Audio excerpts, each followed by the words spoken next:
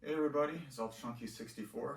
So, since my last video, I was debating with myself what's the next game I should do, and I had a list of games that I was debating about. But then, out of the blue, a game just popped in my head, like the name of it. It's like I should do this one.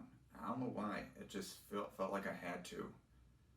This game is called Pulseman, and you probably never even heard of this game before. It is a game that Game Freak made for the Sega Genesis before they made the series everybody knows as Pokemon. Well, let's take a look. Pulseman! Let's get right into the options screen.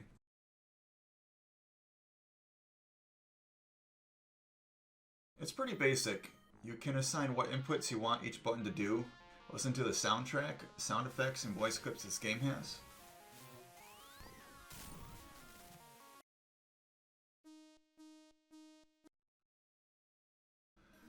When you first start the game, you get the option of selecting one of the first 3 stages, with the 4 remaining stages being available as you progress through the game.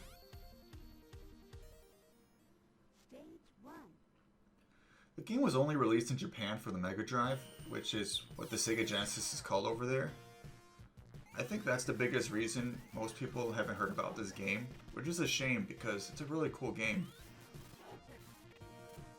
On the HUD, you have the score, the number of lives, the current health, and the number of spark balls currently collected. Each time you get hit by an enemy or hazard, the health circle will change in color, with red being the last color you see before you die. You get 3 hits before you die, and there will be opportunities to recover your health with hearts scattered throughout the stages. The spark balls are collectibles hidden in the stages that when you collect 10 of them you will get 1 life. The gameplay is like a hybrid of Sonic the Hedgehog and Mega Man, which is a really neat combination. The gameplay mechanics focus around the Volt Hacker, which is the main attack Pulseman can do. You can charge up the Volt Hacker by running either for a short period of time or dashing. When the Volt Hacker is ready to be used, electric beams will flow around Pulseman. When this happens, you have 2 main options with what to do with this electric power. You can either shoot out electric projectiles or form it into an electric ball, which is called the Volt Hacker, and shoot up into the air. If you are in an open environment, the Volt Hacker will stop by itself after a short time period. However, if you are in an enclosed environment with walls and platforms everywhere, you can bounce around as the Volt Hacker for as long as you like. The Volt Hacker gives you a ton of mobility, and you can move around the environment very swiftly if you know how to use it, which will take time to learn how to utilize well.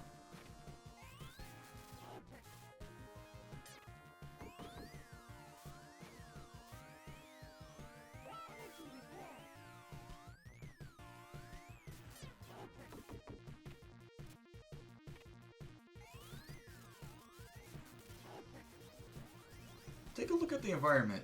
Aren't the graphics pretty? I think this is one of the best looking Genesis games I've ever seen. I can't help but to look around and notice things in the background like the Sega building, the Game Freak logo, and the picture of the Mega Drive. There's neat things to look at if you take the time to notice them. As far as the music goes, I really like it. It's composed by Junichi Masuda, who made all the music you've heard in the Pokemon series. Take a listen.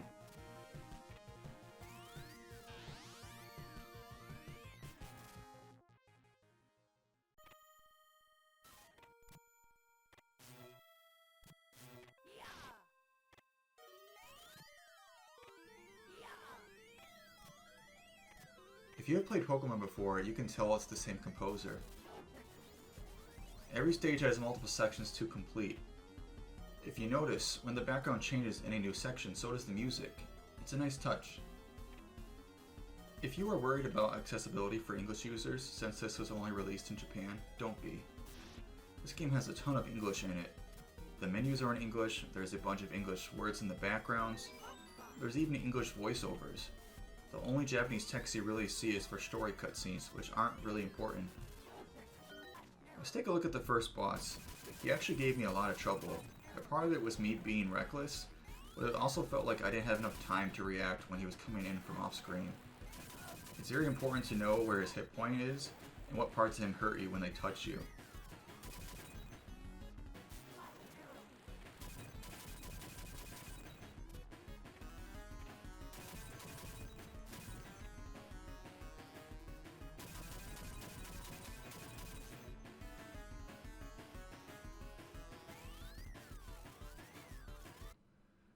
When you beat a boss, there's a cool breakout style minigame you play in a bonus stage afterwards.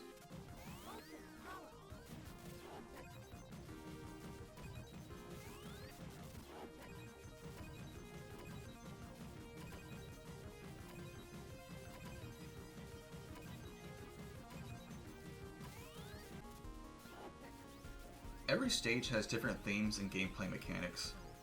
Like these electric wires, for example, in Stage 2, you travel across them to get around in the stage. They kind of remind me of the electric wires in Super Mario Odyssey. It's not a perfect game though. Sometimes you take hits that don't seem fair, and I noticed slowdown at times, but it wasn't anything game-breaking. Also, if you have epilepsy, I don't recommend playing this game. Take Stage 3 here for instance. Look at the background. There is so much flashing lights and patterns, it's insane. I'm not sure what they were thinking when they were making the backgrounds look that trippy. These are the kind of things I imagine people who take LSD see. It's a bit too much to look at.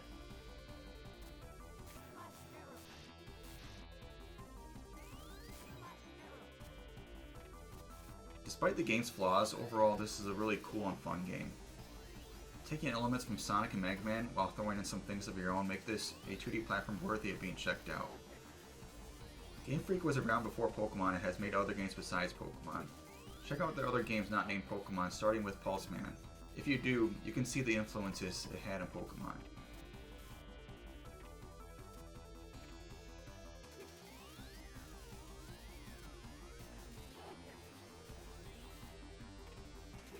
This was Ultra Chunky 64. See you next time.